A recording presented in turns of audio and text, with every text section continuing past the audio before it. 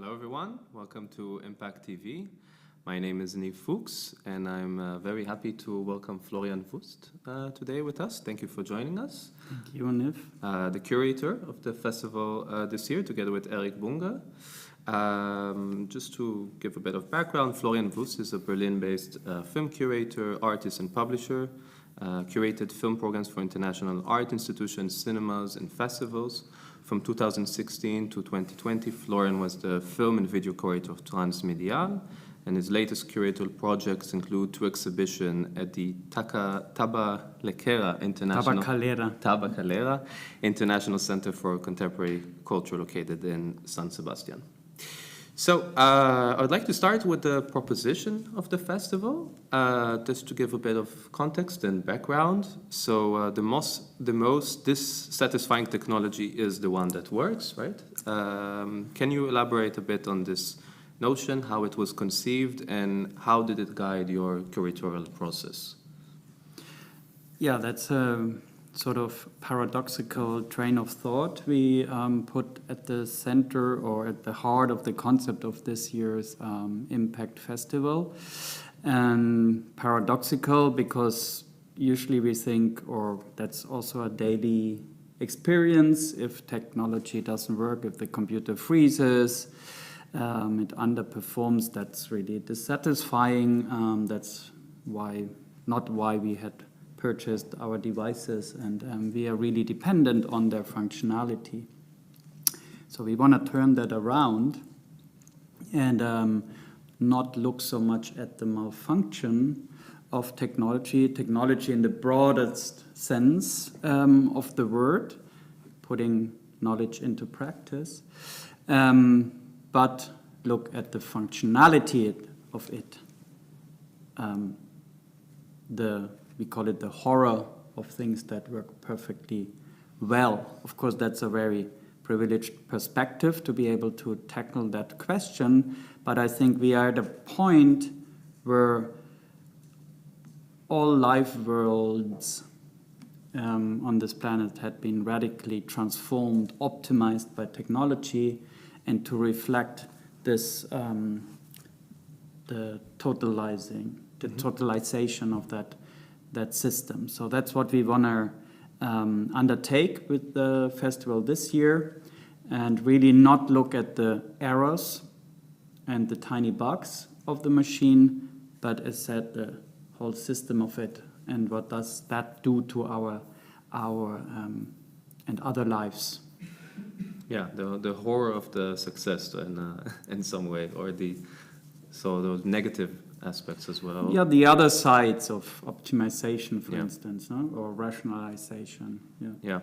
So I was wondering if we could reflect a bit on the first day of the festival yesterday, if you already have any first impressions in terms of what you recognize in the sort of responses or reaction of the audience, if it's already there to kind of notice. Yeah, I think it was really interesting, and I very much appreciate that this year we have lots of student groups coming in. So we gave a special introduction to those who arrived yesterday or who were there yesterday. And we had an interesting, let's say, narrative throughout yesterday's festival day. And that was like looking at our relationship to animals, actually. Mm-hmm. And maybe that represents to also other species, or our relationship to an environment. And so that was one thing that kind of kept popping up as a reference or as a topic in films. For instance, the Animal Paradox program, that was all around our relationship to animals and the desire to communicate. And but then, of course, in terms of a humanist perspective, that's a permanent struggle, to what extent we can accept or even think or acknowledge other intelligences. Mm-hmm. And so we then had two artists joining remotely the Q&A, moderated by Alora Harmon from Eindhoven. So that, I think, was a very nice start for the short film program of this year's festival. But before that, we had another short film program under optimization. Mm-hmm. And that looked more on the rationalization of the body in industrial processes, time management, and also an alternative to that, how to resist to, let's say, the streamlining, the economization here in that particular case, a film of Anne J. Gutu, of the educational system. So as you see, and then with Orit Halpern, it also went into into resilient urbanism and so on. So we expand or extend in all kinds of topics and spaces, so to say, and then we wrapped up the evening or the long and intense festival day with a documentary on new models of co-living and co-working. Mm-hmm. Yeah, so it's quite a wide spectrum of different themes and issues. And also today we're looking at quite an eventful day with various topics from surveillance technologies to new form of extractivism, platform technologies, and you mentioned also the urban and the smart city concepts, which will also be part of the program today. Could you tell us more about the events of today? What can we expect today, or any important events that you would like to highlight or we share? start now at 12, which was, of course, as the whole program will be live streamed. So for the online audience, you can follow it perfectly on the screen. So we start with a keynote lecture by Linda Hilfling Riedersdatter, and it's called Lessons in Crisis Computing. And there we look really into software, into the execution, the crisis, and the maintenance of software. So what really runs the digital infrastructure. And she did a very extensive research into one particular programming language, COBOL, which seems obsolete and had been detested for decades. But the puzzling thing is that it's still around a lot. Mm-hmm. But here, or in this part of the world, nobody wants to deal with it anymore. So the maintenance it's maintained by a workforce in the global south. So she looks at this power structures and relations intrinsic to the maintenance and execution of our global digital infrastructures. So that starts with this. We start off, and then, for instance, with the Platform City panel, where the two filmmakers of Good Life, Marta Diao-Lütte and Victoria Siao-Lütte, are joined by urban theorist and architect Ross Exo-Adams and by curator Sarah Kim from Stockholm. There we expand, let's say, this issue of the co-living, the smart home into the city, and we want to look particularly at the history of the spatial organization of bodies through urbanization. So in that panel, we have a film program with Vienna-based filmmaker Johannes Gierlinger present. It's called Place of History. So here we look into the non-linearity of history, how it reappears, how it always, it's never, how to say, fully elaborated. It might reappear violently, and it's largely unresolved. And here, with his film, Remapping the Origins, it looks at a Polish city. Białystok, right? Yeah. Białystok, and it discusses, a current state of Europe, of course, in terms of the new uprise of, or emergence, re-emergence of right-wing, extreme right-wing movements, anti-Semitism and all that. And so that's a really interesting essay on the history of a particular city that suffers amnesia in a way to it, especially in regard of its very multi-ethnic history. It could be an amazing model for transcultural Europe, but this is not the case or not wanted by many, and so it explores that. And then at the end of the day, again with the highlights screening of the screening program, we have images of 4 WRF images. So here we look a bit at the post-9/11 world and how that is related to new image technologies and how that fosters racial biases and algorithmically supported racial biases and so forth. So there we look, that's really an interesting program. We have Ala Mansour present here, and François Boucher will be joined remotely, and that's moderated by Edwin Nasser. And so we have a film that is really made in the aftermath of 9/11. And Allah looks at the war on terror that was then established under the impression of the attacks of 9/11 from a today's perspective, and against the background of her coming from Lebanon. So there we really have a 20-year, let's say, bridge between the two works, but there's a lot of resonance, not only thematically, also formally, so I'm really excited about that program too. Great, yeah, so you mentioned also remapping the origins by Johannes Gilliger, who we will also host later on IMPAKT TV, and it is, I thought, an interesting choice, a bit of a different approach maybe in terms of the curatorial line, because this is not necessarily about technology, right? Exactly. There isn't really a sense of technology in the film, so maybe you can elaborate a bit on this choice. Where do you see the connections to the sort of the general idea?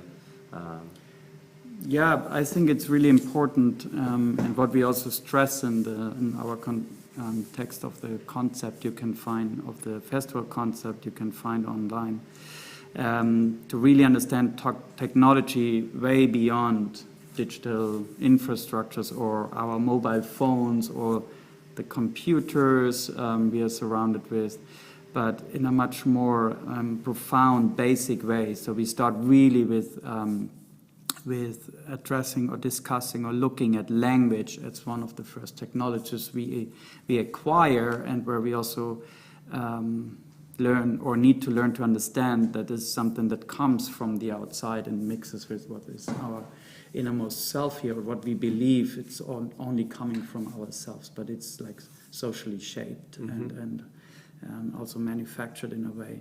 So they really look beyond the machine, and the computer, and address technology in a broader sense and as a system. And in that sense also, culture is from the very beginning very technological. That's how we understand it, and that's why I think it's important to address the reoccurrence of violent histories and the necessity to work through history, and because that's something that's very related to the production, the dissemination, the interpretation of images. So history is always reactualized. It always talks about the contemporary perspective on something past, which isn't simply over.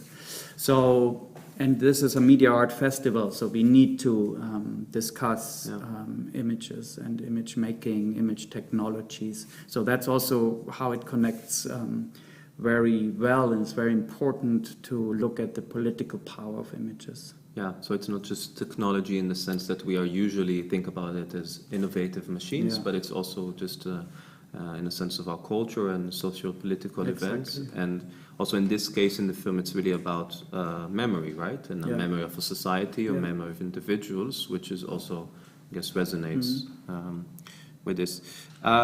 Could you tell us a bit about, so in parallel to all the events, there is, of course, an exhibition. Maybe you can tell us a bit about the exhibition. It exists in 2 venues in the city, right? Exactly, yeah. Now we have the IMPAKT Center, which runs an exhibition venue itself. So, of course, that space we used for the exhibition, and then we acquired a second space I'm really happy about. It's in Utrecht Center in the Steenweg. We have lots of empty, vacant retail shops, and there's a program of the city of Utrecht to try to use those spaces and also let culture in and support that. So we could really take advantage of that and have a second exhibition venue in Steenweg 26. And the 2 exhibitions, they are, let's say, what was important for us to show this year a small number of installations and artworks to really concentrate, and also, but in their shape, a very strong narrative, let's say, constellation between those works. And so the aspect of the animal reappears, especially in the Impact Center, but also the reflecting the own medium, like be video animation or analog film, how rendered animal remains reappear or are basically the base material for film, for our images, for our photographic memory.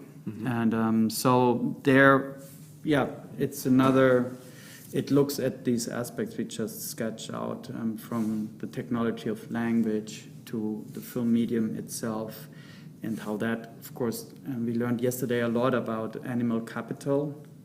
So how the whole, how capitalism really also the, let's say, innovations in terms of mass production and accumulation really started with slaughtering animal and manufacturing and commodifying animal bodies.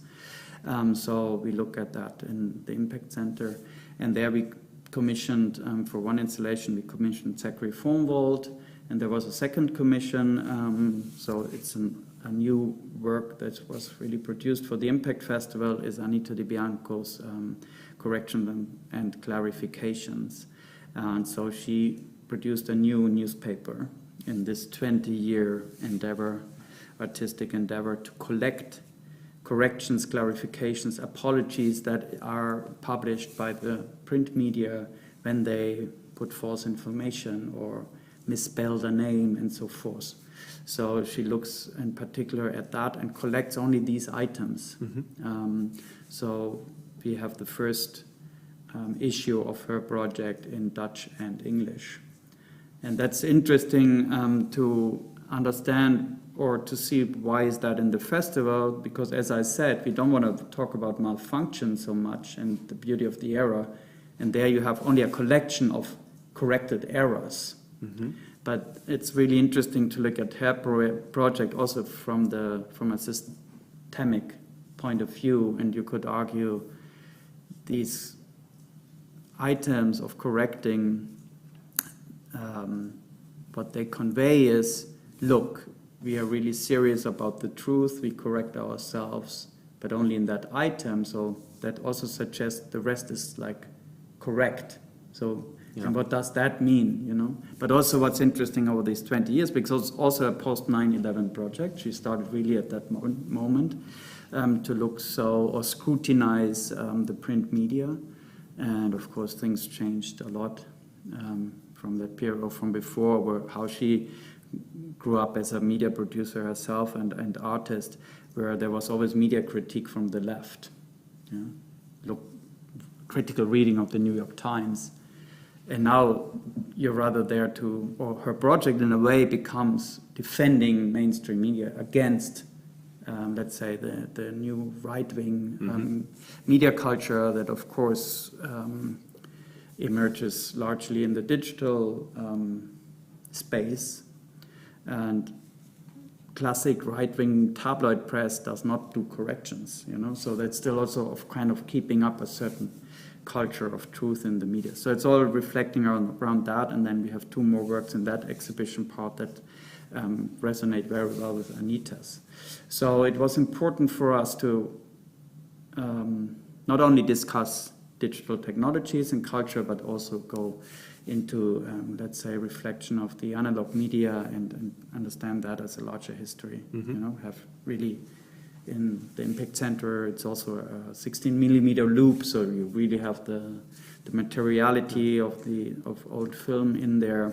And in the other venue, you have real printed newspaper on the table. Everybody can take one copy. Yeah, so it also actually combines different type of kind of materials, right? We have the analogical, the digital, and also a kind of more materialistic as well. We need to also, I think it's important to address tactility and real, the interaction, our relationship to technologies, which goes through touch as well. It's not only in an intellectual exercise or consumption or media production through the screen, but it really it goes beyond in terms of interacting with our senses, and also of course manipulating them or activating them. Yeah, because it's not only about, it's a lot about critique. It's about artistic critique, and that was very nice yesterday with Halpern, who also refrains to be too pessimistic. We, of course, in all the parts of the festival, want to discuss also possible solutions or ideas, or see for or discuss alternatives or so. You know, so that's really important, I find. Yeah, so it doesn't remain kind of a one-sided perspective. Exactly. But, yeah. Okay, I think we are closing to finish soon. Already? Yeah. I talked too much. No, it was very interesting. So I think the times go by really quickly. So thank you very much for joining Thanks, us. Niv. And I hope to see you soon at the festival. Yeah. And see you all at the festival, also in person, hopefully. Thank you very much for joining us. And goodbye for now. Bye.